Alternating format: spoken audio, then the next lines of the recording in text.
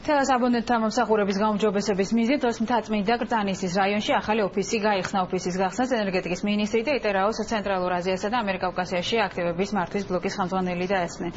ბიზნეს ცენტრი დედაქალაქის 40,000 აბონენტს მოემსახურება. აბონენტებს შეეძლებათ მიიღონ ნებისმიერი ინფორმაცია ელექტრომომარაგებასთან და ელექტროენერგიის საფასურის გადახდასთან დაკავშირებით.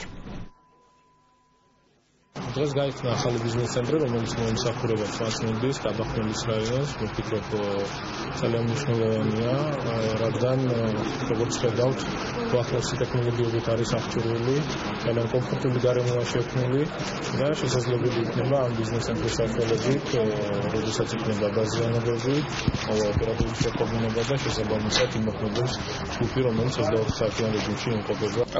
გახსნა ბიზნეს ცენტრის არის კიდევ ერთი საშუალება, რათა გაუმჯობესდეს თელასის მომხმარებლის მომსახურება. ვიმედოვნებთ, ეს ბიზნეს ცენტრი მოეწონებათ როგორც მომხმარებლებს, ასევე თანამშრომლებსაც.